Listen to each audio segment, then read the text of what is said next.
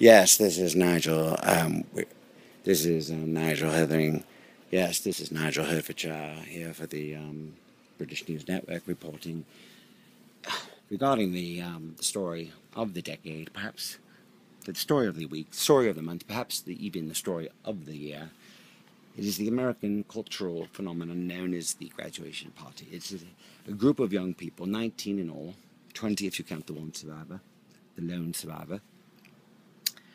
A group of individuals who attended an online college in New York City, Manhattan, and at the beginning of an entirely new stage of their life, at the commencement of their adulthood, at the very genesis of their journey through this magical world we call Earth, at the initiation and the creation of their own biological and psychological maturation, their entry into the world of adulthood, their ending and their death of their infancy and dependency on adults, parents, and locos parentis in all forms of support. They are, in the existential and economic sense of the word, on their own. It is the fork in the road of all development, of all cultural and personal existential development.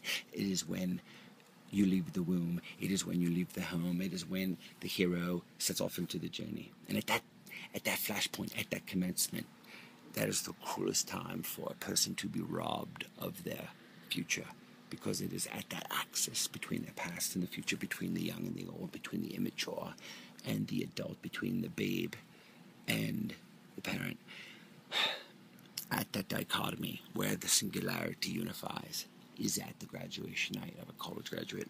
And at this night, they had a party for 19 of them, 20 if you count the survivor, 20 of them getting together, having revelry, recounting old experiences, reviving old antagonisms, expressing love, expressing hate, expressing their fear of the future and the unknown and uncertainties that come with it. And together, they are an imperfect group, flawed, of course, but they do represent a sort of perfection of this generation.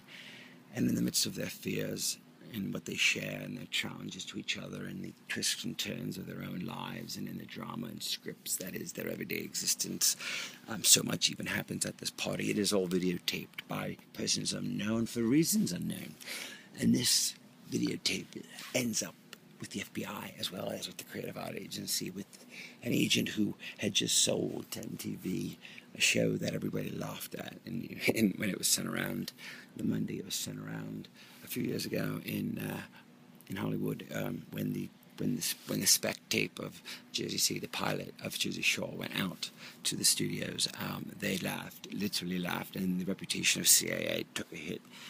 Bobby Lee, the young agent, not very young, but certainly he had not had much success to that point. Well, that was his pet project, and everyone thought it reflected his southern perspective of, which was, they thought, an error, that the common man, that the ordinary individual was something that television needed at this point in the nonfiction genre development of reality television, and no one would take a chance on him except for someone at MTV, and we know what happened with Jersey Shore. That was followed by Buck Wild, but before that, and in the midst of it, was the negotiation by him for the rights to be sold to Comcast, NBC Universal, the rights to the graduation party. Now, these rights were owned by an entity formed by the families of the dead ones.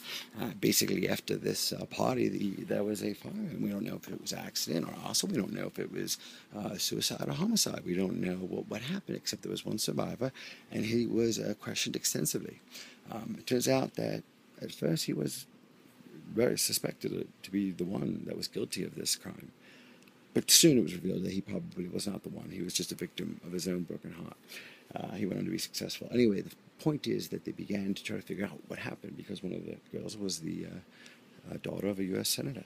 Anyway, the British News Network is here to report that it seems as though a stunning piece of new evidence has been introduced. Yes, it seems today we have gotten preliminary reports that a piece of footage, along with a letter from one of the individuals supposedly who had died at the party, one of the girls named Stacy has sent this material, and it is an excerpt clip we are going to show right now, and it's going to reveal to you what we believe is very incriminating evidence about the authenticity of the entire graduation party documentary cinema verite representation and verification by the filmmakers who claim to be documentary filmmakers. Anyway, here's the clip.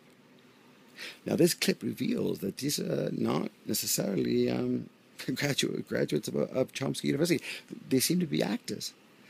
This is a bombshell of unmitigated proportions, and right now we are going to try to get word from both CAA and Comcast Universal regarding this. Obviously, there's going to be a slew of lawsuits. There's going to be criminal charges. This is fraud of the deepest level. This is a felonious act, and yet here's the most ironic twist. Despite this revelation, Drudge has just reported that the graduation party Q rating has doubled, and the interests in it for the reruns. There was a rerun this evening, even after the story broke on Drudge, and it went up 38% viewership. So they're aware that it's fake now. The people out there, the viewing public, and they're now tuning in more and more to see, I guess,